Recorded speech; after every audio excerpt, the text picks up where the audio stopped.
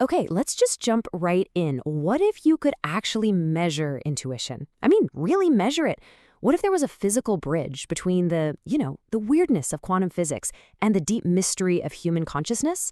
Well, today we're digging into some fascinating source material that proposes exactly that. We're talking about a chip designed not for computing, but for connecting directly with the mind. And really, that's the big question, isn't it? Can we actually put a number on a gut feeling? The source material we're diving into makes a pretty bold claim. It says, yes, we can. But to even begin to understand how, we've got to follow a trail, one that connects some seriously cutting-edge physics with some very, very old ideas about the mind. All right, so before we get into the whole consciousness side of things, we have to start with the matter. I mean, the physical stuff. To really get a handle on the theory, we first need to understand the tool itself, the actual hardware at the very center of this whole claim. So, what exactly are these PSI chips? Well, according to the source, you need to forget everything you know about the processor in your phone. Seriously, these things aren't for calculating anything. They're not even electrical. The best way to think of them is like ultra-sensitive antennas, specifically built to listen for the absolute quietest whispers coming from the quantum world. Okay, now the materials listed here are absolutely key, and I want to be clear, these are not some made-up sci-fi elements. The source really highlights that this technology uses a very specific cocktail of rare earth metals, things like europium and terbium, plus materials like graphene. So why that specific mix? Well, it's because these substances are just perfect for creating and maintaining stable quantum states. They essentially build a super quiet, perfectly controlled little environment where these tiny quantum signals can actually be detected without getting lost in the noise. And this part is so crucial. These materials, they already have a day job, in mainstream science. As the source points out, they are literally the building blocks for real-world things like quantum sensors and advanced medical imaging like MRIs. So we're talking about stuff that's already being used to build tools that measure incredibly subtle, hard-to-detect effects. So the big takeaway on the hardware is this. The source isn't claiming these chips are some kind of, magical thought transmitter. That's not the argument at all. The argument is that they are simply ultra-sensitive measurement tools. Their whole purpose is to provide cleaner, better data for experiments that are trying to peek into the quantum world. Okay, so we've got the hardware down, a super sensitive quantum antenna. But how on earth does a fancy piece of metal and graphene connect to the human mind, right? This is where the theory takes a really fascinating leap, away from the purely physical world and into our own subjective experience of time. Now, the source makes a really critical distinction here.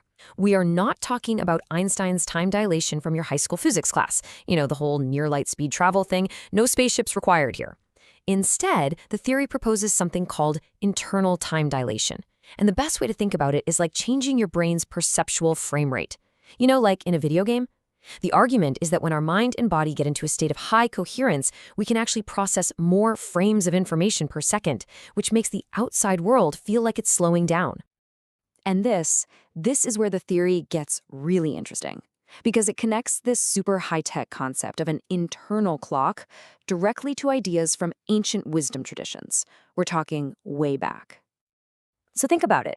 Ancient philosophies like Taoism and the Vedic traditions, they talked about a life force, you've probably heard of it as prana or chi, that basically governs our inner state.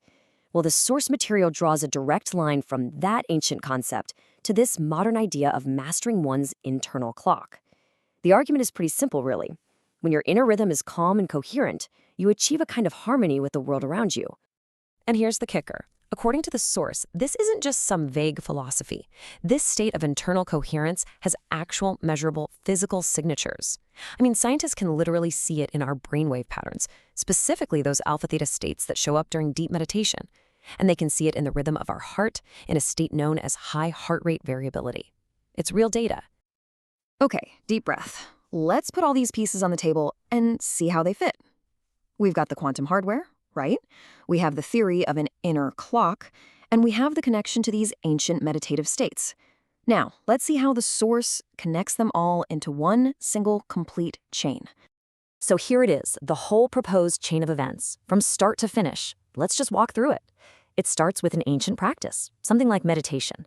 That practice then creates real measurable physical coherence in your brain and your heart. Okay, Step 2. This coherence then leads to that subjective feeling of time slowing down, that internal time dilation we talked about. And now, here's the big leap. The theory speculates that this highly ordered, coherent conscious state might actually create a subtle quantum effect, an effect that those PSI chips, with their incredible sensitivity, are designed to pick up. So, what's the point of all this? Why go through all that trouble? Well, the source material suggests this could lead to some pretty incredible real-world applications. We're talking about things like seriously enhancing forecasting methods, like something called associative remote viewing, which is basically a structured way of using intuition to predict future events. Or maybe building brain-computer interfaces that don't just react to you, but actually anticipate your needs.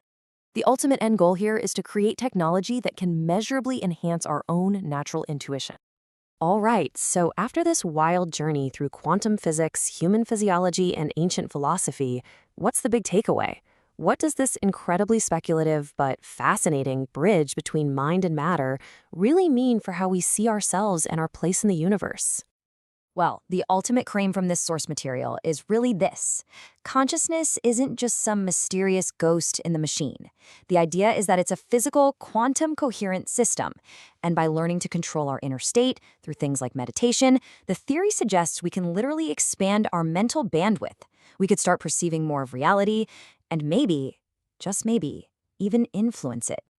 And all of that leaves us with one last, pretty provocative thought to chew on. If our personal, subjective experience of time really is that flexible, and if that flexibility has a measurable connection to the quantum realm, then what we think of as the absolute limits of human intuition and potential, well, they might be far more flexible than any of us have ever imagined.